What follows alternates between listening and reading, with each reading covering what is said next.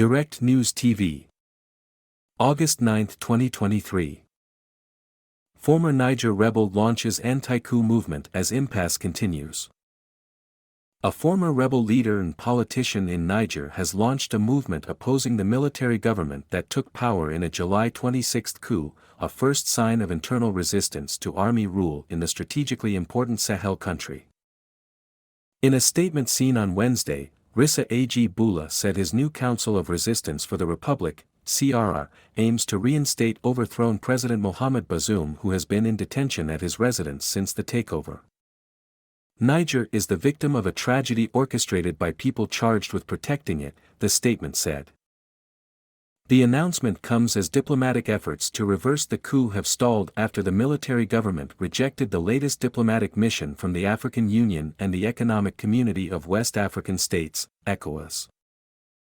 Niger's coup leaders denied entry to African and United Nations envoys on Tuesday, resisting pressure to negotiate before a summit on Thursday at which heads of state from the ECOWAS will discuss the possible use of force. Ag Bula's statement said it supports ECOWAS and any other international actors seeking to restore constitutional order in Niger, adding that it would make itself available to the bloc for any useful purpose. Another CRR member said several Nigerian political figures had joined the group but could not make their allegiance public for safety reasons. Ag Bula played a leading role in uprisings by Tuaregs, a nomadic ethnic group present in Niger's desert north, in the 1990s and 2000s. Like many former rebels, he was integrated into government under Bazoum and his predecessor Mahamadou Issoufou. While the extent of support for the CRR is unclear, Ag Bula's statement will worry the coup leaders given his influence among Tuaregs who control commerce and politics in much of the vast north. Support from Tuaregs would be key to securing the military government's control beyond Niamey's city limits. Democratic ECOWAS member states such as Nigeria want the reinstatement of the civilian government that had been relatively successful in containing a deadly campaign by armed groups linked to Al-Qaeda and ISIS, which has devastated the Sahel region.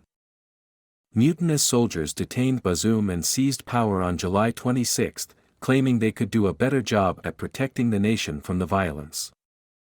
The coup comes as a blow to many countries in the West, which saw Niger as one of the last democratic partners in the region against the expansionist threat of armed groups. Niger also matters to the global market on various fronts, including its 5% share of the global supply of uranium.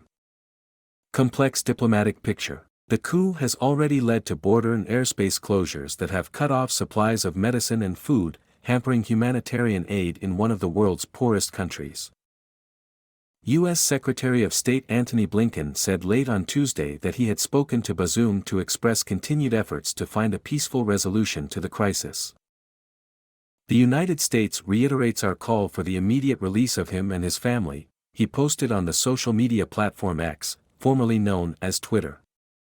Nigeria's president and ECOWAS chairman Bola Tinubu imposed more sanctions on Niger on Tuesday, aimed at squeezing entities and individuals involved in the takeover, and said all options were still on the table.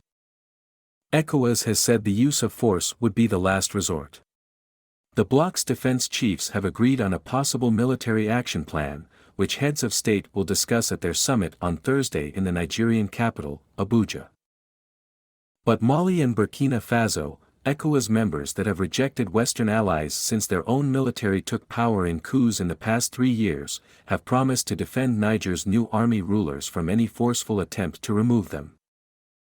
In a letter to the UN, they called on the Security Council to prevent any armed action against Niger, saying it would have unpredictable consequences such as the breakup of ECOWAS, a humanitarian disaster, and a worsening security situation.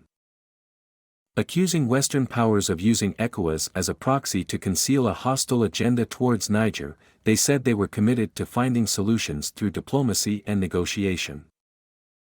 Mali and Burkina Faso previously said they would treat any military intervention in Niger as an act of war.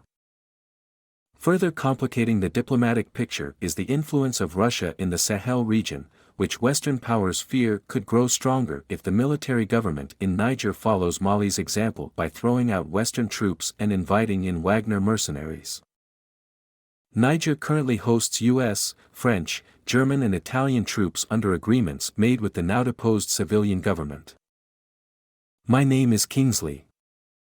Please like, share, subscribe and hit that notification bell so you can be the first to be notified whenever we post. You won't regret it.